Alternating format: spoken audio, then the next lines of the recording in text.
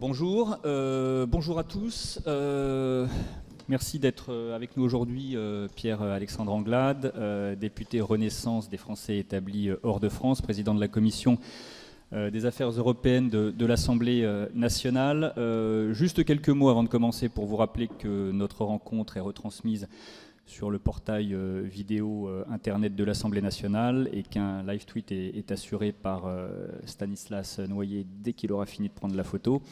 Et pour commencer, je laisse la parole à Chantal Didier pour une première question d'actualité avant d'aborder les autres très nombreux sujets que nous avons à aborder avec vous ce matin. Bonjour Monsieur le Président. Alors, annoncer, reporter, réannoncer, il semblerait que finalement le gouvernement envisage de présenter le projet de loi sur l'immigration au Conseil des ministres en juillet. Alors l'argument pour le reporter était de dire qu'il n'y avait pas de majorité pour le voter. Est-ce que maintenant il y a une majorité pour le voter ? Ou bien est-ce M. Darmanin qui tient absolument à ce que son texte soit abordé et voté, où il se fait fort, lui, de trouver la majorité? Merci pour votre question. D'abord, permettez-moi de vous remercier pour votre invitation. Je suis très heureux de pouvoir être devant vous aujourd'hui, au lendemain de la fête de l'Europe. Je crois que c'est important de le souligner en préambule. Je voulais aussi avoir un mot pour ce reporter de l'AFP qui a perdu la vie hier en Ukraine et rappeler à quel point le travail que vous et vos confrères et consoeurs pouvez exercer sur le terrain, sur des théâtres de guerre est absolument fondamental pour pouvoir nous informer au quotidien de ce qui se passe dans cette guerre brutale, totale, massive menée par la Fédération de Russie contre l'Ukraine souveraine, libre et indépendante que nous soutenons évidemment, et que ce travail que vous faites est absolument décisif, et cela démontre toute la violence de ce conflit que l'on tend parfois à oublier ces dernières semaines et ces derniers mois en dépit d'une actualité qui sur le terrain reste extrêmement dure. Donc je tenais à rendre hommage à ce journaliste en préambule, ça me semblait important de pouvoir le faire. Maintenant, pour répondre concrètement à votre question, il y a selon moi une nécessité absolue à ce que l'on puisse aborder de manière sérieuse le sujet migratoire dans le débat parlementaire.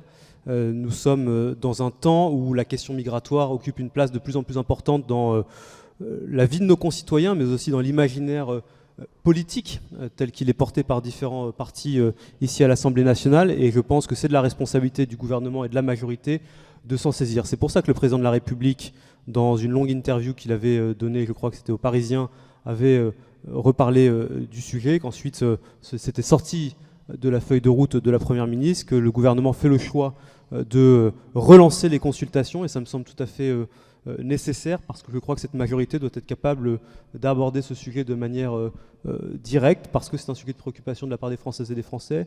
Et pour répondre encore plus concrètement à votre question sur est-ce que le ministre de l'Intérieur aurait remporté une bataille ou un rapport de force au sein du gouvernement, je ne crois pas que les choses se posent de cette manière. Si la Première ministre le remet sur la table, c'est parce qu'il y a, je crois, nécessité d'avancer sur un sujet qui avait été abordé pendant l'élection présidentielle, pendant l'élection législative, ensuite porté par la majorité, et avec un travail préparatoire qui avait été fait au sein du groupe Renaissance pour qu'on puisse parvenir au fond à mener une loi qui, telle qu'elle avait été proposée, arriver à faire ce que la gauche avait toujours annoncé vouloir faire et qu'elle n'avait jamais voulu faire, sur notamment la régularisation d'une partie des travailleurs sans papier dans notre pays, et puis par ailleurs l'exigence de fermeté vis-à-vis d'étrangers délinquants qui ne sont pas suffisamment bien raccompagnés en dehors du territoire national. Et donc il y a la volonté claire d'avancer là-dessus. On comprend bien qu'il y a une part pour la droite, une part pour la gauche, mais LR refuse absolument que la régularisation, y compris dans les métiers en tension. La gauche va, elle, refuser certaines mesures sans doute de reconduite, etc. Donc est-ce que vous pensez vraiment pouvoir avoir la majorité ? Je crois que sur un sujet comme celui-ci, nous devons trouver une majorité parce que, je le disais, c'est une des préoccupations majeures des Françaises et des Français. À quoi ressemblerait l'Assemblée nationale ?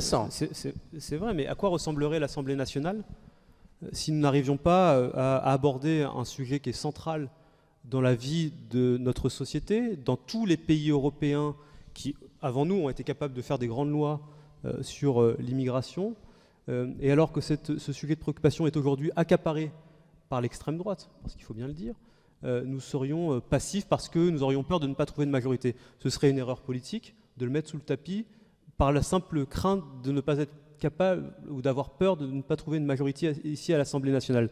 Donc oui, tel que les choses se posent aujourd'hui, c'est évident que ce sera difficile de trouver un chemin permettant de rassembler une majorité de députés sur un texte comme celui-ci.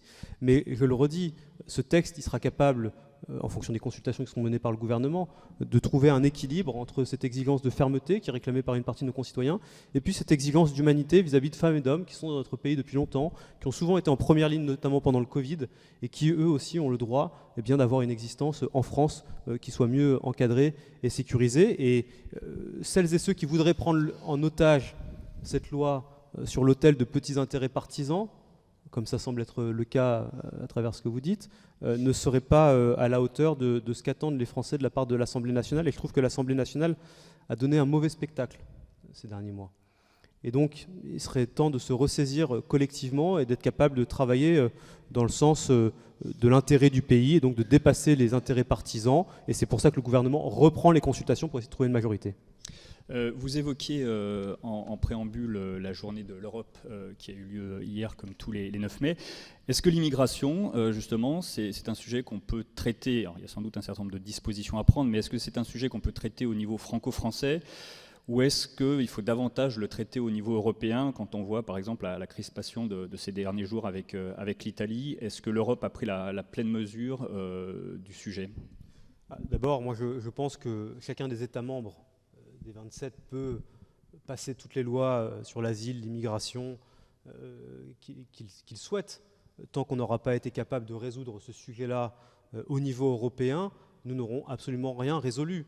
Et la vérité, c'est que si demain on adopte une loi ici dans l'Hexagone, ça ne résoudra qu'une partie d'un phénomène qui est complexe, qui est global et qui ne trouve ses réponses qu'à 27. Et dans un an, il y aura des élections européennes. Et moi, j'ai du mal à imaginer qu'après presque 5 années de débats parlementaires au Parlement européen sur le sujet au Conseil avec les chefs d'État et de gouvernement, les ministres de l'Intérieur, eh bien, on clôture une nouvelle législature européenne sans avoir été capable de résoudre ce qui est aujourd'hui une des principales préoccupations de beaucoup d'Européens. Et donc oui, pour répondre à votre question, moi j'ai le sentiment qu'on peut faire beaucoup de lois et que parfois ça peut relever de l'agitation, mais que la véritable réponse, elle est européenne. Et donc c'est pour ça que dans les semaines à venir, toute l'énergie politique doit être aussi tournée dans les négociations qui se font à Bruxelles, sous présidence suédoise, ensuite sous présidence espagnole, pour être capable de conclure le pacte asile-migration, qui est la meilleure réponse au phénomène migratoire incontrôlé auquel nous assistons aujourd'hui en Europe. À l'approche des élections européennes, il y a une proposition de loi qui est en débat en ce moment à l'Assemblée nationale. Ça a commencé hier, ça se poursuivra ce soir, sur le pavoisement des drapeaux français et européens, et c'est évidemment surtout le drapeau européen qui fait débat sur le fronton des mairies. Certains, y compris dans la majorité, estiment que ce n'était pas forcément le texte prioritaire à étudier en ce moment. Est-ce qu'au contraire, vous faites partie de ceux qui estiment que c'est certes surtout symbolique, mais important à l'approche des élections européennes pour remettre l'Europe au cœur du débat? Est-ce que c'est la bonne façon de remettre l'Europe au cœur du débat? Moi, je trouve assez effrayant la manière dont le débat est mené sur le sujet, c'est-à-dire qu'on observe qu'il y a des groupes politiques ici à l'Assemblée nationale qui dépensent une énergie considérable pour s'opposer au pavoisement du drapeau européen sur le fronton de nos mairies.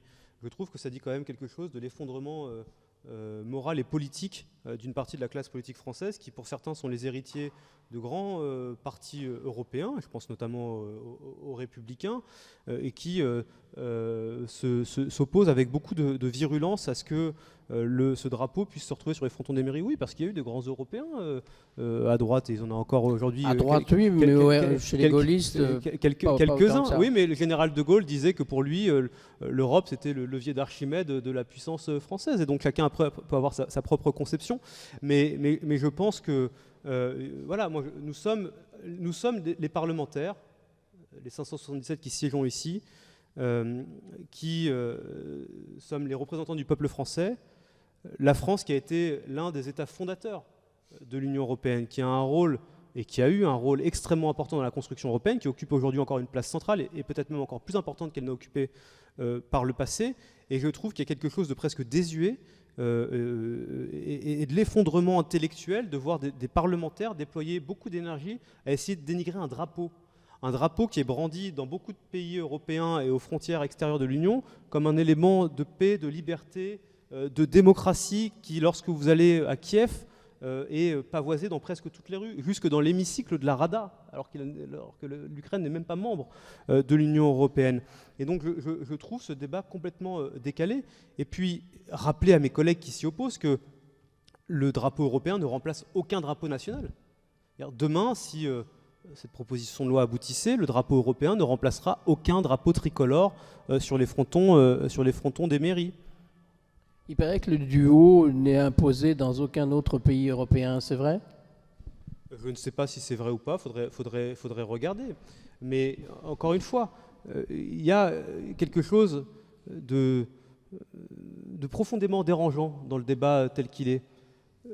En quoi le drapeau européen dérange-t-il une partie de celles et ceux qui siègent dans l'hémicycle? Ça n'enlève rien à l'identité française. Ça permet d'affirmer que la France est un État fondateur de l'Union européenne, que cette Europe est absolument centrale dans les moments que nous sommes en train de traverser, et peut-être que nous aurons l'occasion de dire un mot sur le projet européen, et que par ailleurs, beaucoup de celles et ceux qui s'y opposent ont quand même vécu grassement sur l'Europe.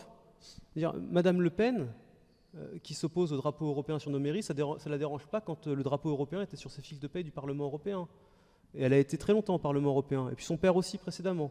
Puis M. Mélenchon a aussi grassement vécu sur le drapeau européen. Et quand j'entends Manon Aubry dire que le drapeau européen représente une forfaiture, à ce moment-là, il faut être cohérent et en tirer les conséquences et démissionner. Et puis quand j'entends celles et ceux qui nous disent que l'Union européenne ne serait pas démocratique, à ce moment-là, qu'ils soient cohérents jusqu'au bout et qu'ils ne présentent pas de liste aux élections européennes. C'est marrant parce que c'est ceux qui sont les plus critiques, qui ont le mieux vécu sur l'Europe ces dernières années.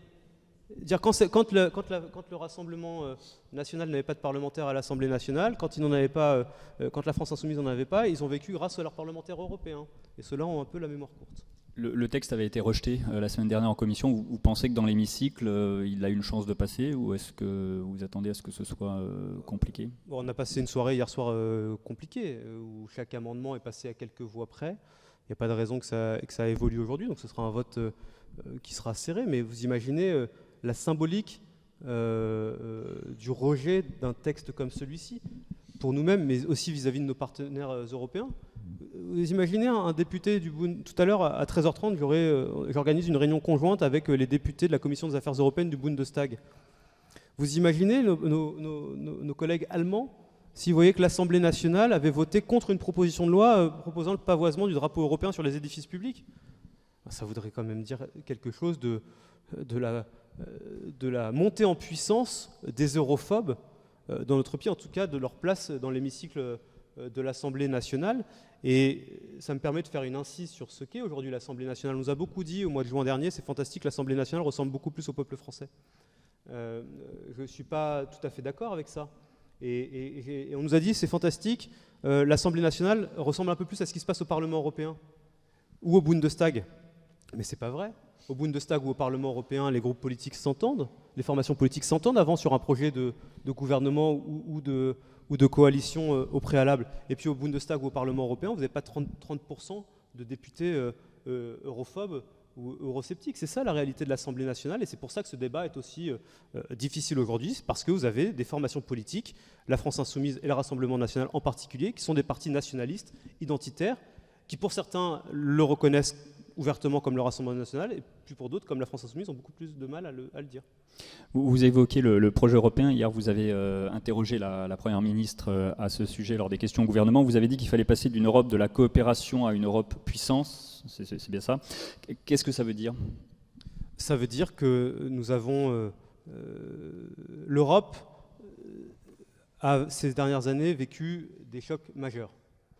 Ça a commencé évidemment par la crise économique et financière au cœur des années 2000, qui, ça ne vous aura pas échappé, a mis presque 10 années à être résorbée, alors que pendant ce temps-là, les Américains, en l'espace de quelques mois, étaient capables de le faire. Pendant que nous avions de longues réunions du Conseil européen, nos amis américains, sous Obama à l'époque, étaient capables de nettoyer leur système bancaire, de faire un plan d'investissement massif et de relancer leur économie. Pendant ce temps-là, nous, on a mis 10 ans à le faire, ce qui a eu pour conséquence une exode massif des jeunes Européens, en particulier dans les pays du sud de l'Europe, vers les pays d'Europe du Nord, le chômage de masse, une désindustrialisation qui s'est accélérée et l'accaparement par des puissances extra-européennes, groupes américains, groupes chinois, d'actifs entiers de l'économie européenne. Après ça est venue la guerre en Syrie, la guerre en Libye auparavant, qui ont eu des conséquences extrêmement importantes sur les flux migratoires, avec une Europe qui était mal préparée ou pas préparée à accueillir autant de personnes, de réfugiés. Ensuite est venu le Brexit, qui a été un traumatisme profond, qui a fait vaciller jusqu'aux fondations même de l'Union européenne.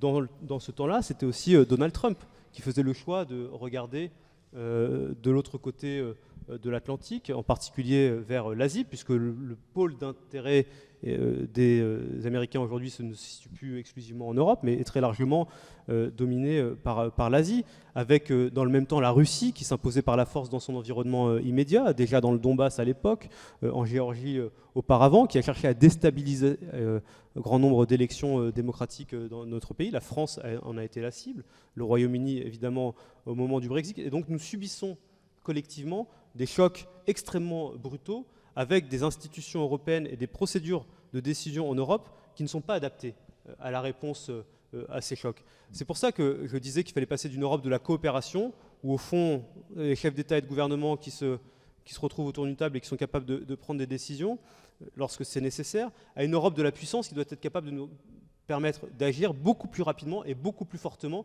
quand une crise arrive. Et heureusement qu'il y a eu, au moment de la crise Covid, la détermination du président de la République en lien avec la chancelière Merkel pour être capable de mettre en place le fameux plan de relance, les 750 milliards d'euros, qui sont ensuite venus nourrir les plans de relance nationaux, qui ont agi comme un bouclier sur les économies européennes. Et on n'a pas assisté dans cette crise à ce à quoi nous avons assisté au début de la crise de 2010 et que je décrivais au début de mon intervention, c'est-à-dire des grands groupes extra-européens qui venaient racheter des pans entiers de l'économie européenne. Vous vous souvenez, en 2008, les Chinois qui viennent racheter une partie du port du Pirée en Grèce, des entreprises dans différents pays européens. Cela ne s'est pas passé dans la crise parce que l'Europe a su réagir avec fermeté, avec puissance. Et donc cette Europe j'appelle à cette Europe de la puissance qui doit être capable de décider par elle-même et pour cela, elle doit changer son mode de décision en Europe. J'ai juste un exemple ou deux exemples que je veux vous donner pour pas être trop long. Aujourd'hui, on n'est pas capable de réagir suffisamment vite sur les questions de politique étrangère parce qu'il y a la règle de l'unanimité qui paralyse et empêche beaucoup de choses. Il faut que sur les questions d'affaires étrangères, on passe à la majorité qualifiée. Et de la même manière sur les questions fiscales, où l'unanimité, là aussi, est un facteur bloquant, il faut aussi que les Européens soient capables de mieux décider. Et puis que par ailleurs, on donne aussi de vraies prérogatives au Parlement européen qui aujourd'hui n'en a pas. Une Europe de la puissance, c'est une Europe qui s'élargit pour avoir une assise territoriale sur le continent toujours plus importante, ou est-ce que c'est une Europe qui s'approfondit? Vous semblez parler là à l'instant d'approfondissement. Est-ce que les deux sont possibles en même temps? Quand on entend l'Allemagne notamment, on a l'impression qu'il y a une volonté d'élargissement. Est-ce qu'on peut faire les deux? Est-ce qu'il y a une priorité entre élargissement et approfondissement? Moi, je pense qu'il n'y aura pas de bon élargissement de l'Union sans une transformation en profondeur de nos modes de décision. Il faut qu'on soit capable de mettre notre maison en ordre avant d'accueillir de nouveaux arrivants. Et les Ukrainiens qui se battent avec beaucoup de courage pour leur liberté et leur souveraineté doivent aussi être, s'ils veulent devenir un jour membre à part entière de l'Union européenne, il faut qu'ils sachent que nous devons nous-mêmes être capables de mener nos propres réformes au sein de l'Union européenne. Autrement, nous irons au-devant de grandes désillusions. Prenez un exemple.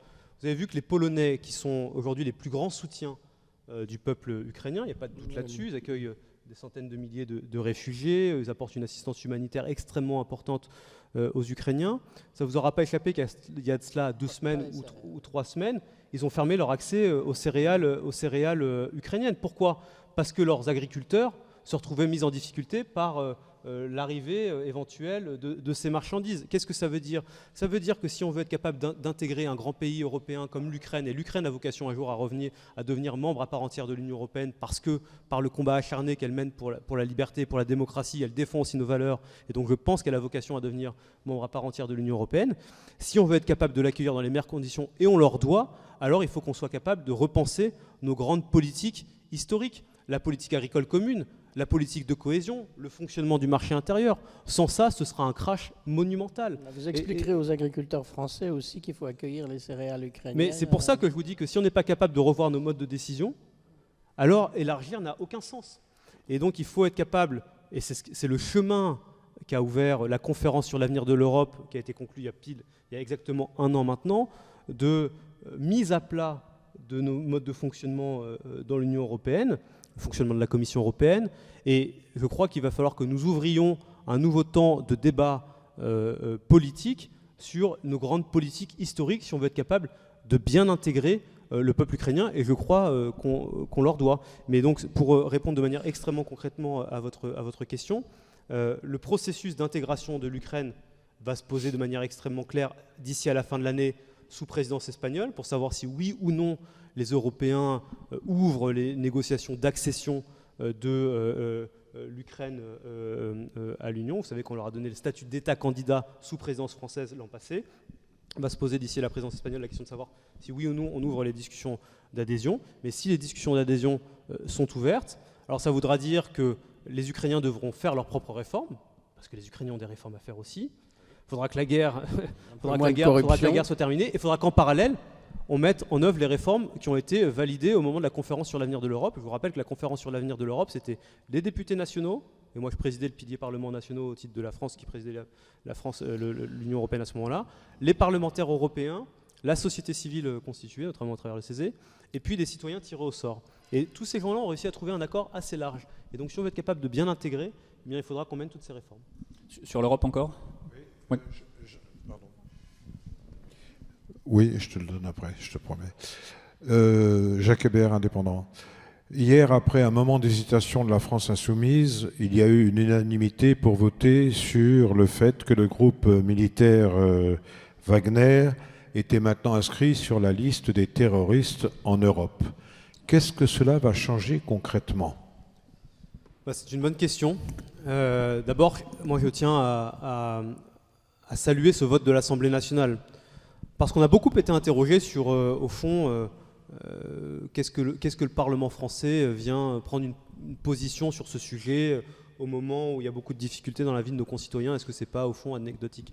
Moi, je pense qu'en dépit des difficultés nationales que l'on peut rencontrer sur l'inflation, sur les prix de l'énergie, sur beaucoup de sujets de la vie quotidienne des Françaises et des Français, c'est extrêmement important que l'Assemblée nationale puisse prendre des positions extrêmement claires sur des sujets liés à l'actualité internationale ou européenne. Je pense que l'Assemblée nationale a des choses à dire au monde, et en l'occurrence a des choses à dire aux Russes et aux Ukrainiens. Ça, c'est la première des choses. Parce que la culture de notre Assemblée n'est pas suffisamment européenne et internationale, et la France est un grand pays européen, et est un grand pays qui a des choses à dire au monde. Et donc, c'est la première des choses, je pense que c'est extrêmement important qu'il puisse y avoir ce vote hier.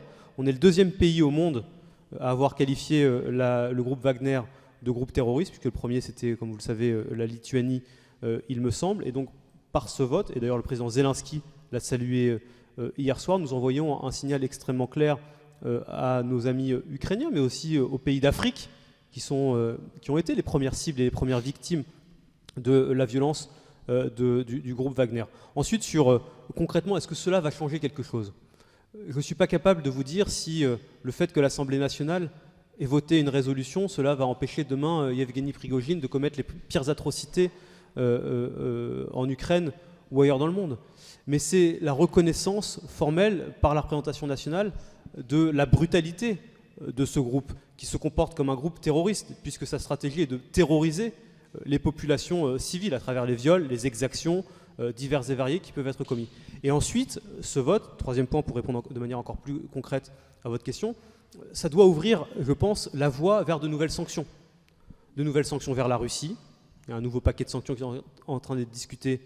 Il doit être concluant. Et puis des sanctions claires contre le groupe Wagner que les pays européens devront discuter ensemble. Et donc la France, à travers cette résolution, apporte sa contribution et envoie un message politique très clair qui est que nous voulons mettre hors d'état de nuire le groupe Wagner et que ce sera ensuite aux Européens de s'entendre pour éventuellement sanctionner le responsable des exactions. Vous savez, on dit souvent que Vladimir Poutine, sa place est devant la Cour pénale internationale ou devant un tribunal international. Je crois qu'effectivement c'est sa place. Mais c'est aussi la place de Yevgeny Prigojine, tôt ou tard. Anita Hausser pour Atlantico. Vous parlez de nécessité de modifier les processus de décision en matière européenne, politique étrangère et économie, mais comment pensez-vous y arriver? Est-ce que vous croyez que les peuples vont accepter les décisions prises par une conférence? Par une conférence ? Vous parlez de conférence. Non, mais non, je disais que la conférence sur l'avenir de l'Europe, vous savez, c'était ce qui avait été proposé par le président de la République Emmanuel Macron au moment de la campagne présidentielle, de la campagne des élections européennes, en 2019, où il proposait de rassembler parlementaires nationaux, parlementaires européens, citoyens dans une même conférence. C'est ce qui s'est tenu l'an passé. Et cette conférence, elle s'est réunie régulièrement à Strasbourg pendant près d'un an. Et ce que je vous disais, c'est que on a été capable de s'entendre parlementaires nationaux de l'ensemble des pays des 27. Et je peux vous dire que moi, je présidais les réunions de travail des parlementaires nationaux. Je peux vous dire qu'il n'y avait pas que des pro-européens. C'était même des réunions qui étaient très dures. Elles étaient même largement dominées par ce qu'on pourrait qualifier d'europhobes. Les parlementaires européens et les citoyens. Tous ces gens-là ont réussi à s'entendre, en dépit de leurs différences de parcours, d'idées politiques, etc., pour être capables de remettre à plat l'ensemble du processus de décision européen, plus beaucoup d'autres mesures. Le Parlement européen a repris les conclusions de la conférence sur l'avenir de l'Europe, a proposé de lancer ce qu'on appelle une convention. Donc la convention permettrait de remettre à plat et de mener les réformes institutionnelles nécessaires et éventuellement de rouvrir les traités pour justement permettre l'aboutissement de ces réformes institutionnelles qui sont nécessaires. Est-ce qu'on sera capable de trouver, au fond, une majorité d'États membres prêts à cela ? Aujourd'hui, je n'ai pas la réponse immédiate. Ce que je sais, c'est que je constate dans l'ensemble des pays européens dans lesquels je peux me déplacer aujourd'hui en Europe, qu'il y a un appétit pour faire en sorte que notre Europe fonctionne mieux. Alors, chacun peut le dire de manière différente. C'est sûr que vous demandez à un Polonais, il vous le dira différemment d'un Portugais. Mais il y a aujourd'hui un consensus qui est très largement partagé parmi les 27 de la volonté de rendre notre Europe plus souveraine. Et de la rendre plus souveraine, ça passe par des prises de décision plus efficaces et plus rapides, et donc par le changement de la manière dont fonctionnent nos institutions. Qu'est-ce qui s'est passé ces 5 dernières années, au fond, avec la crise Covid ? Le constat qu'avait fait le président de la République Emmanuel Macron en 2017, qui était celui de dire, au fond, notre Union doit devenir, pour être pleinement indépendante, elle doit devenir plus souveraine. À l'époque, je ne sais pas si vous vous souvenez les commentaires qu'il pouvait y avoir en France. Ses opposants y voyaient une trahison nationale, et beaucoup de commentateurs en Europe y voyaient un concept abstrait, incapable de fédérer le reste des Européens. Bon, 5 ans plus tard, de la crise Covid, en passant par la réponse commune que l'on apporte à l'Ukraine à la lutte contre le dérèglement climatique, cette idée de souveraineté européenne, elle est devenue majoritaire en Europe. Et donc, je ne sais pas si on arrivera à transformer nos prises de décision, mais moi, ce que je dis, c'est que si on veut être capable d'être pertinent dans ce siècle qui est redevenu un siècle incertain, si on veut être capable d'honorer la promesse d'élargissement aux Balkans occidentaux, à l'Ukraine, à la Moldavie et peut-être un jour à d'autres, il faut qu'on soit capable de changer la manière dont on fonctionne. Sinon, ce sera un échec. Un des problèmes n'est-il pas que justement pour arriver à obtenir que les décisions soient prises à la majorité relative, il faille d'abord une décision à l'unanimité. C'est-à-dire qu'il faut quand même l'unanimité pour obtenir qu'on cède sa part, enfin une certaine souveraineté fiscale ou autre. En fait, les Allemands ne sont jamais prêts pour la fiscalité. Oui, mais les Allemands sont par exemple prêts sur les affaires étrangères. Ah oui, mais s'ils ne veulent pas sur la fiscalité. Et nous sommes par exemple prêts aussi sur la fiscalité. Donc après, c'est la négociation européenne. Après, c'est le marchandage européen, quoi. C'est la négociation, comme dans tout. Vous voyez, comme on va négocier, peut-être qu'après on pourra parler d'autres sujets nationaux, par exemple. Mais dans la démocratie européenne, c'est la discussion. Et c'est la discussion à 27. Et évidemment qu'on n'est pas toujours d'accord les uns avec les autres, a priori. Mais je le redis, il y a un constat partagé aujourd'hui parmi les 27 d'une Europe qui est une Europe qui, au fond, a tous les atouts possibles pour être une grande puissance. Nous sommes une puissance commerciale majeure, la deuxième au monde. Nous sommes la deuxième économie ensemble à 27. Nous sommes plus peuplés que les Américains. Nous avons demain des technologies, nous produirons sur notre territoire toutes les technologies d'avenir, les batteries électriques pour les voitures, l'éolien, l'hydrogène, tout ce qu'on est en train de faire sur l'industrie verte, en réponse notamment à l'Inflation Reduction Act. Tout ça, on va être capable de le faire ensemble à 27. Et ce constat de puissance, il est partagé par les uns et par les autres. Et donc oui, il y a des positions qui sont aujourd'hui antagonistes sur la manière dont on devrait réformer nos institutions. Mais si on n'est pas capable de le faire, alors moi je prédis un avenir assez sombre à l'Europe dans un temps où les empires continents reviennent sur le devant de la scène. On parle beaucoup de la Russie, de l'offensive impérialiste qu'elle mène, mais aussi la volonté parfois agressive de la politique commerciale chinoise qui s'exprime contre l'Europe, l'Afrique demain avec de grands pays européens qui sont aussi en train de se développer, l'Inde. Et donc si on n'est pas capable d'être plus souverain, d'être plus fort, alors on sera balayé dans ce siècle. Stanislas. Stanislas Noyer, journaliste indépendant. Vous dites l'idée de souveraineté européenne est désormais majoritaire en Europe. Vous pensez peut-être aux exécutifs en Europe, mais on n'a pas beaucoup consulté les populations là-dessus. Est-ce que justement les détracteurs vous diront que les citoyens s'expriment très peu sur cette question ? Mais je redis qu'il y a une victoire idéologique du président de la République et de la France sur la notion de souveraineté européenne. Ça, c'est un fait. Il suffit de regarder quel était l'état du débat politique en 2017 en France et en Europe. On voit bien qu'aujourd'hui, je le disais, de la réponse à la crise Covid, les 750 milliards d'euros que l'on a empruntés en commun, la stratégie commune d'acquisition des vaccins, qui, je le rappelle, si elle n'avait pas été faite dans une stratégie européenne, aurait été faite dans une stratégie purement nationale. Et qu'est-ce qui se serait passé ? Nos amis allemands, parce que BioNTech était une biotech allemande, auraient eu des vaccins, et certainement pas les Français et d'autres pays européens. Vous imaginez l'état de la société européenne aujourd'hui si cela s'était produit ? Sur la lutte contre le dérèglement climatique, on est en train de faire de l'Europe le premier continent vert. On est en train de faire de l'Europe une des premières puissances industrielles sur les technologies d'avenir. Et donc cette bataille idéologique de l'Europe puissance et souveraine, elle est en train d'être remportée. Ensuite, si vous me dites qu'il faut mieux associer les citoyens européens au processus de décision et à la manière dont on doit élaborer nos politiques européennes, vous avez raison. C'est pour ça que le président de la République a souhaité qu'on puisse tenir la conférence sur l'avenir de l'Europe, qui certes était imparfaite, mais qui était quand même le premier exercice démocratique de ce type-là. Il n'y avait pas de précédent en Europe d'association de manière aussi étroite de citoyens européens désignés de manière aléatoire dans un processus qui, quand même, s'il va à son terme avec la révision de nos traités et la mise en place de nouvelles politiques européennes, sera majeur. Et c'est pour ça qu'on appelle aussi à la pérennisation de mécanismes d'association des citoyens européens dans la préparation de tous les grands textes européens décidés par la Commission européenne.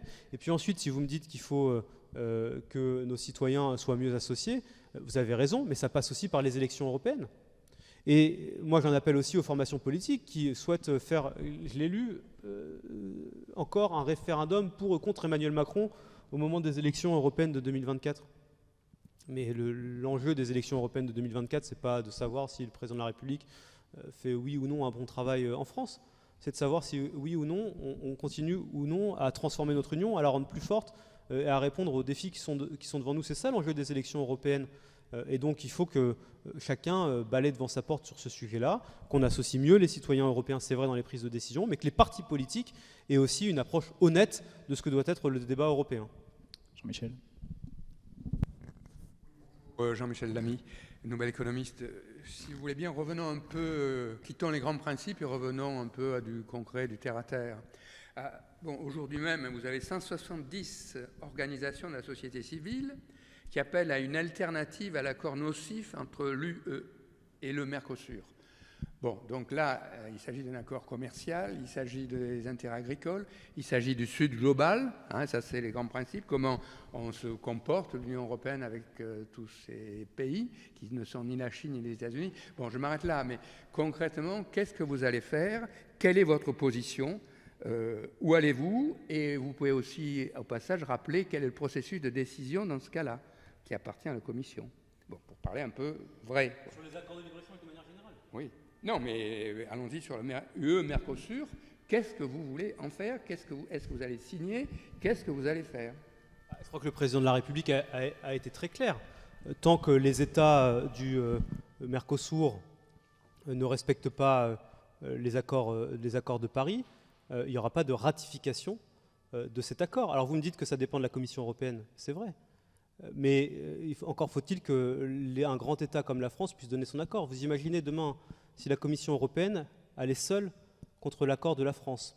Et donc aujourd'hui, il y a une position qui est assez claire, qui a été exprimée par le président de la République à plusieurs reprises sur l'accord sur le Mercosur, disant très clairement qu'il n'y aurait pas, en tout cas, de soutien clair tant que le Brésil, notamment, ne respectait pas les accords de Paris.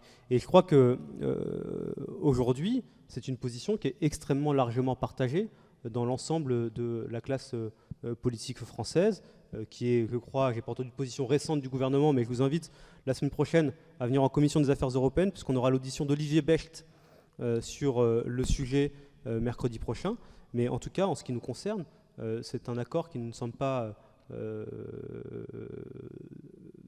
tout cas, pertinent à ce jour, tant que toutes les conditions, notamment environnementales, ne sont pas correctement respectées. Anne-Cécile. Bonjour, Anne-Cécile Robert, Le Monde diplomatique.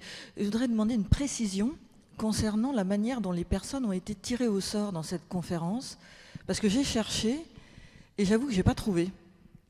À chaque fois, on nous renvoie personnes tirées au sort. Alors, on a évoqué l'intervention de cabinets conseils. Est-ce que c'était déjà des gens inscrits sur les listes électorales? Comment ça s'est fait exactement? Parce que cette information n'est pas disponible sur le site de la Commission. Vous me prierez de m'excuser, je n'ai pas la réponse immédiate. Mais je prends l'engagement de trouver la réponse et de vous la donner. Mais c'est une bonne question, je ne sais plus. Comment est-ce que vous regardez l'élection présidentielle qui se déroule en ce moment en Turquie et quelles conséquences vous en tirez en cas de changement de pouvoir à la tête de la Turquie sur les relations avec l'Union européenne? D'abord, il faut noter qu'en 20 ans de pouvoir, Erdogan a su, à sa manière, remettre la Turquie au centre du jeu politique et diplomatique. Ça s'est fait de manière souvent extrêmement agressive. Ça se fait aussi par de l'entrisme dans nos démocraties européennes. Il ne faut pas être naïf vis-à-vis de ce qu'est Erdogan et des tentatives d'influence qu'il peut exercer dans beaucoup de pays européens. Mais il a su replacer la Turquie au centre du débat diplomatique. Et c'est notamment la raison pour laquelle je crois que le président avait eu raison de poursuivre le dialogue avec Poutine au début du conflit ukrainien pour ne pas laisser Erdogan dans un tête-à-tête avec la Russie et faire en sorte qu'il ne soit plus que le dernier interlocuteur avec qui le président russe pourrait discuter.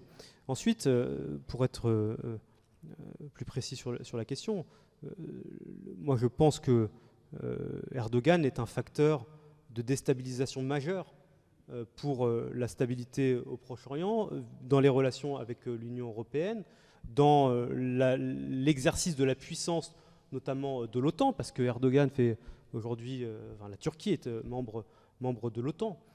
Et donc, si les Turcs faisaient le choix d'une alternance politique, je pense que ce serait dans l'intérêt de la stabilité globale de la région au Proche-Orient, dans les rapports que nous pourrions avoir de manière plus apaisée avec la Turquie, qui, je le disais, a eu quand même une politique vis-à-vis des Kurdes, vis-à-vis de l'Union européenne, vis-à-vis des démocraties européennes, qui était pour le moins inamicale, pour ne pas dire brutale, en ce qui concerne les Kurdes.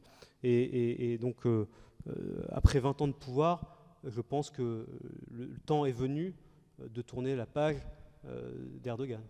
tout cas, je l'espère. Quelle est la responsabilité de l'Union européenne aussi dans cette situation, dans la mesure où en fait on a délégué à M. Erdogan la gestion des immigrés pour qu'ils restent de l'autre côté, qu'ils restent en Turquie. On le paye même pour ça. Est-ce que ce n'est pas un facteur de pression sur justement les pays de l'Europe?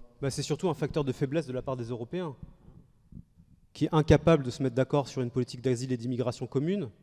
On fait le choix du pire en se déchargeant de la responsabilité et en offrant à Erdogan un levier de puissance extrêmement majeur, comme ça a pu être le cas à un moment donné avec les gardes-côtes libyens, qui au fond étaient les représentants qui avaient des pratiques ou des dérives quasi mafieuses dans la traite des êtres humains.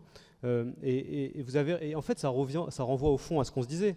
Tant qu'on n'est pas capable de s'entendre correctement à 27 sur une véritable politique d'asile et d'immigration, on sera toujours vulnérable et on sera toujours à la merci de puissances et d'autocrates aux frontières extérieures de l'Union européenne qui, effectivement, ont un levier de pression sur les chefs d'État et de gouvernement des 27. C'est pour ça que ce pacte asile-migration, pour boucler avec ce que vous disiez au début, il est absolument majeur, parce que non seulement si on n'arrive pas à le régler, on va rester à la merci de ces pouvoirs autoritaires, mais on s'expose aussi à l'effondrement de Schengen.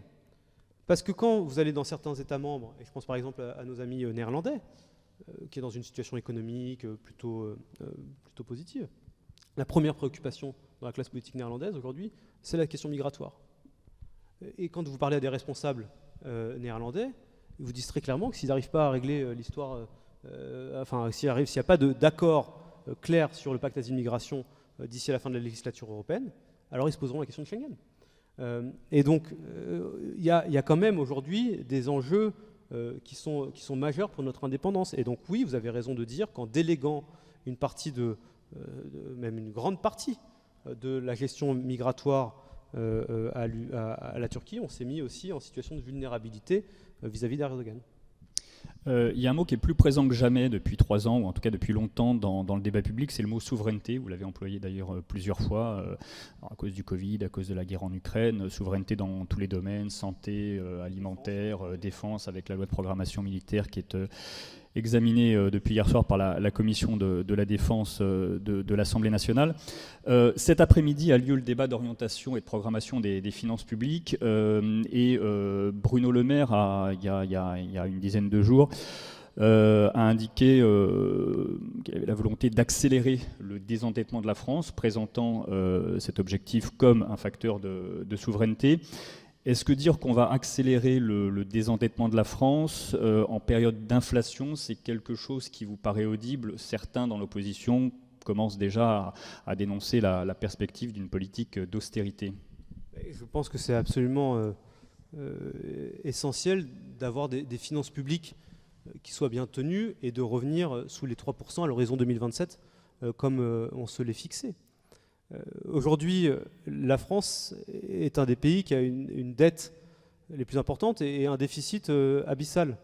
On voit bien que ça nous met en difficulté. Et il n'y a qu'à voir la réaction qui a été celle d'une agence de notation il y a quelques jours de cela, qui au fond tire la sonnette d'alarme sur ce que sont les finances publiques de notre pays. Et pourtant, on a fait beaucoup d'efforts. Mais on se retrouve aujourd'hui dans une situation de fragilité parce qu'on a beaucoup investi pour protéger les Françaises et les Français au moment de la crise Covid, et qu'aujourd'hui, si on veut être capable, au fond, de retrouver de la force et de retrouver du muscle, il faut qu'on fasse plus attention à nos finances publiques. C'est pour ça qu'on mène des grandes réformes structurelles qui sont importantes, et je pense à la réforme des retraites, et celles et ceux qui sont les premiers à venir nous faire la leçon sur les finances publiques sont celles et ceux qui se sont opposés à la réforme des retraites, qui doit aussi nous permettre de retrouver de la crédibilité, de dégager des marges de manœuvre financières, et je pense en particulier au Parti des Républicains, qui nous fait des grandes leçons sur la gestion des finances publiques, mais qui s'est opposé à une réforme des retraites qui, justement, doit permettre de les rétablir. Et donc oui, c'est une priorité politique qui a été fixée par le ministre de l'économie et des finances. Il y a le grand plan qui est aussi proposé par le ministre du budget, Gabriel Attal, sur la fraude fiscale, qui doit nous permettre d'être plus efficaces sur le sujet. La réforme, un certain nombre de réformes que nous allons mener dans les semaines et les mois à venir, qui doivent permettre à la France d'amorcer cette stratégie de désendettement. Mais on ne peut pas dire que parce qu'à un moment donné, on va mener une stratégie de désendettement, on irait vers une politique d'austérité. Je crois que la France est quand même très très loin de ce qu'est l'austérité, et allez demander aux Grecs ce qu'est une politique d'austérité, ils pourront vous en parler, et ça ne ressemble pas à ce que fait la France. Anita ? Je voudrais vous demander à quelles autres grandes réformes vous pensez, parce que actuellement, l'heure est plutôt au carnet de chèques. Mais vous avez raison de dire que le gouvernement et la majorité, enfin le gouvernement a dépensé, a mis beaucoup de moyens pour protéger les Françaises et les Français Oui, on est d'accord, pendant la crise Covid, et qu'elle a continué à le faire, c'est vrai, pendant ces semaines et ces mois d'inflation. Et je crois que c'était nécessaire. Je crois que c'était nécessaire parce que c'était une demande qui était forte de la part de nos concitoyens, qu'on était dans une situation extrêmement dure, parce qu'on était confronté, comme beaucoup d'États européens, à une augmentation très forte des prix de l'énergie, des prix des denrées alimentaires, et qu'au-delà de beaucoup de débats qui peuvent paraître anecdotiques, c'était de très loin la première préoccupation de nos concitoyens. Votre métier, c'est d'aller voir les Françaises et les Français, de les écouter aussi, au-delà des responsables politiques. Ça ne vous aura pas échappé qu'avant les retraites, ils vous parlent toujours de l'inflation et du coût de la vie. Et donc, moi je pense que le gouvernement a eu raison de mener cette politique, et qu'il a aujourd'hui raison d'essayer petit à petit de sortir de cette politique de soutien massif pour revenir vers un principe d'équilibre des finances publiques. Ça passe par la réforme des retraites, ça passe par la réforme de l'assurance chômage, ça passe par un certain nombre ça passe par la lutte contre la fraude fiscale. C'est tout ça qui doit nous permettre d'y répondre, et puis par au fond une politique économique qui recrée du muscle en France, et je pense au projet de loi Industrie verte qui doit aussi permettre de recréer des emplois. D'ailleurs, on a l'impression qu'aujourd'hui la France serait sur une pente glissante où plus rien ne serait maîtrisé. C'est vrai que les finances publiques sont dans une situation qui est difficile, et je crois que le ministre de l'économie l'a tout à fait en tête, mais on est aussi dans une situation où on a le taux d'emploi le plus élevé depuis de nombreuses années, le taux de chômage le plus bas depuis 15 ans,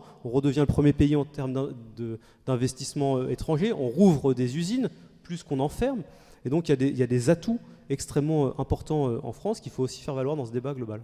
Mais tout ça, c'est pas nier, seulement où est-ce qu'il faut réduire les dépenses? C'est ça que vous vouliez demander on fait des choix, et donc il y aura un budget qui sera fait, qui sera proposé par le ministre du budget dans quelques semaines, dans quelques mois. On a fait le choix de réinvestir massivement dans notre appareil de défense parce qu'il y a des sauts technologiques extrêmement importants sur le cyber, sur les drones, sur d'autres moyens qui exigent d'investir de manière très forte. On fait le choix de réinvestir dans notre école parce que les enseignants français sont bien moins payés que dans beaucoup de pays européens. On fait le choix de réinvestir dans notre hôpital parce que c'est une nécessité, on l'a fait avec le Grenelle de la santé. Et il faudra aussi faire des choix par ailleurs. Vous avez raison, aujourd'hui, je ne sais pas où le gouvernement décidera de mettre le curseur, c'est encore peut-être un peu tôt pour le dire, mais il y a une volonté en tout cas qui sera très claire de mieux maîtriser la dépense publique, de faire des économies là où elles peuvent être faites. Je ne sais pas ce que sera le choix du ministre du budget, mais vous voyez bien au fond la situation très compliquée dans laquelle on se trouve. C'est-à-dire qu'il y a eu un désinvestissement massif pendant 30 ans dans un certain nombre de services publics, que depuis 2017, il y a une volonté politique assez claire de remonter en puissance sur un certain nombre de secteurs. Je pense à la police, je pense à l'armée, à l'école maintenant, à la justice, avec ce qu'a présenté Éric Dupond-Moretti, parce que c'était une demande de nos concitoyens et qu'on n'avait pas suffisamment investi. Et puis dans le même temps, une situation des finances publiques qui est difficile. Et donc il faudra, dans le prochain budget, être capable de trouver un meilleur équilibre. Vraisemblablement qu'il y aura des dépenses qui seront en baisse dans certains aspects, mais il ne faudra certainement pas laisser dire qu'on est un pays austéritaire quand on voit, ou dans une situation d'austérité, quand on voit ce qu'est la dépense publique encore aujourd'hui en France. Vous avez évoqué la réforme des retraites. Il était à peu près 12h45, je crois. C'est la première fois depuis très longtemps qu'on évoque le sujet aussi tard dans l'une de nos rencontres. Il y a deux rendez-vous dans les prochaines semaines. Un appel à la mobilisation sociale le 6 juin. Et puis une proposition de loi du groupe Liberté, Indépendants, Outre-mer et Territoires, LIOT, qui doit être examinée dans l'hémicycle le 8 juin. Comment est-ce que vous voyez ces perspectives? Est-ce que sur le front social et dans le pays, voilà, vous sentez bien que le mécontentement perdure, même si la mobilisation va peut-être décroissant et vous en prenez votre parti? Concernant la proposition de loi qui va être examinée à l'Assemblée, qu'est-ce qu'il faut faire? Est-ce qu'il faut empêcher à tout prix son adoption éventuelle, ou est-ce que vous faites partie de ceux qui considèrent que si elle doit être adoptée, qu'elle le soit, considérant qu'il s'agira d'un vote politique, symbolique, mais que ce texte n'ira pas de toute façon au bout du processus législatif? Bon, d'abord, je note que celles et ceux qui veulent rejouer le match des retraites sont complètement en décalage avec ce qu'est l'opinion. Une partie de nos concitoyens sont effectivement opposés à la réforme des retraites et ils sont certainement encore majoritaires. Mais je crois qu'il y a quand même une volonté qui est assez partagée de pouvoir avancer. Et aujourd'hui, moi je croise plus grand monde, très honnêtement. Hein, peut-être que je serais très heureux, et il y a sûrement d'autres personnes qui pensent différemment, mais je croise plus beaucoup de monde qui nous parle de la réforme des retraites. Elle a été adoptée dans les circonstances qu'on connaît, on peut en contester la forme, etc. Mais quoi qu'il en soit, elle a été adoptée. Et aujourd'hui, vous avez une grande partie de nos concitoyens qui veulent que l'Assemblée nationale se remette au travail pour les sujets de leur vie quotidienne et d'intérêt général. Et moi, je ne sens pas du tout l'opinion, au-delà des noyaux militants, syndicaux et insoumis, un état de contestation extrêmement marqué et la volonté de poursuivre le combat sur la réforme des retraites. C'est pour ça que cette proposition de Lyotte, qui est au fond devenue le faire-valoir du Rassemblement national et de la France insoumise, je parle du groupe parlementaire, me semble complètement décalé avec ce qu'est le pays aujourd'hui. Donc ensuite, c'est leur droit, ils ont choisi de l'inscrire dans leur niche parlementaire. Moi, je ne suis pas pour l'obstruction. Je pense que le débat, il doit se faire. Chacune et chacun aura à assumer ses responsabilités. Et la majorité, évidemment, fera valoir son point de vue, déposera des amendements. Mais je ne crois pas, en tout cas je ne souhaite pas, aujourd'hui, au moment où on se parle, qu'on soit dans une stratégie d'obstruction. Ce n'est pas l'esprit de la majorité, ce n'est pas la volonté qui est la mienne, ni celle de beaucoup de responsables des différents groupes. On aura le débat, on le mènera, on essaiera d'emporter ce vote. Je pense que celles et ceux qui nous font des grandes leçons sur les finances publiques pour faire le lien avec le point d'avant, eh bien, devront aussi être cohérents et responsables avec leur vote à ce moment-là. Et ensuite, si jamais eh bien, ce vote venait à être positif, c'est-à-dire que cette proposition de loi venait à être votée, ce sera au Sénat de décider ce qu'il en fera. Certains considèrent que symboliquement, ce serait un très mauvais signal. Vous faites partie de ceux qui considèrent qu'il faut dédramatiser. Moi, je considère que le débat n'est plus là. Et qu'on peut rejouer le match des retraites ad vitam aeternam, que chacun des groupes parlementaires peut inscrire un texte de loi pour abroger la réforme des retraites dans sa niche parlementaire, c'est son droit. Mais c'est plus c'est pas ça l'enjeu. Cette réforme, on l'a faite parce qu'elle est nécessaire et qu'elle permet d'équilibrer notre système des retraites. On peut la contester, je comprends que beaucoup de nos concitoyens y soient opposés parce que ça ne plaît à personne de travailler 2 ans de plus. Je rappelle cependant que vous avez 4 Français sur 10 qui ne seront pas concernés par la réforme. Donc il y a quand même beaucoup d'amortisseurs qui font qu'il y a beaucoup de nos concitoyens qui n'auront pas à travailler jusqu'à 64 ans, et même pour certains, ceux qui ont des carrières très longues, qui voient leur situation en partie améliorée par rapport à ce qu'est le système actuel. Et qu'enfin, je sais que c'est inaudible et indicible, mais je le dis quand même, c'est une réforme que l'ensemble des pays européens ont fait. Et quand vous allez aux Pays-Bas, je parlais des Pays-Bas, l'âge de départ à la retraite, il est indexé sur la courbe de l'espérance de vie. Ça veut dire qu'à mesure que la courbe de l'espérance de vie croît, l'âge de départ à la retraite croît aussi. Et vous avez d'autres pays comme ça. Je ne dis pas que c'est le bon système, mais ce que je veux dire, c'est que cette réforme qui va nous amener progressivement à 64 ans, elle a été faite par beaucoup de pays européens, sans le tumulte et le fracas auquel on a pu assister dans notre pays. Cette réforme, elle est adoptée, elle a été validée par le Conseil constitutionnel, et je pense que maintenant, il faut avancer. Sur l'état du pays, est-ce que, on verra quel est l'état de la mobilisation sociale le 6 juin, est-ce que vous craignez pas néanmoins que perdure une colère un peu sourde? Vous évoquiez les élections européennes avec la volonté de certains partis d'en faire un référendum pour ou contre le président. Est-ce que vous craignez pas une forme de vote sanction lors de la prochaine échéance électorale, qui seront justement les européennes? Bon, d'abord, les européennes sont très loin, hein, c'est dans plus d'1 an. Ce sont des élections européennes, pas des élections départementales, régionales, législatives ou encore moins présidentielles. Donc l'enjeu de ce scrutin, ce sera évidemment de parler de l'avenir de l'Union. Donc dire ce que sera l'état d'esprit du pays dans 1 an, je ne suis pas capable de vous le dire. Je ne suis même pas capable de vous le dire dans quelques semaines. Mais ce qui est certain, c'est que évidemment qu'il y a une partie de ceux qui sont opposés à la majorité au président de la République qui vont le rester pendant longtemps, mais qu'il était déjà avant cette réforme. Évidemment qu'il y a des moments que les Français vivent, pour certains d'entre eux, des moments difficiles, que l'inflation les frappe durement, que les prix des denrées alimentaires sont pour beaucoup de nos concitoyens devenus très durs. Pareil sur les prix de l'énergie. En même temps, il y a beaucoup de dispositifs qui ont été mis en place. Et par ailleurs, on nous reproche, quand il s'agit des finances publiques, pour essayer de les soutenir, et qui n'ont pas de comparaison, ou peu de comparaison ailleurs en Europe. Et oui, il y a du mécontentement, mais il y a aussi beaucoup la volonté de sortir de cet état conflictuel dans lequel on se trouve. Et moi, je suis quand même frappé par le décalage entre l'ambiance qui peut exister ici à l'Assemblée nationale et l'ambiance que l'on peut retrouver dans les échanges qu'on peut avoir avec les gens au quotidien.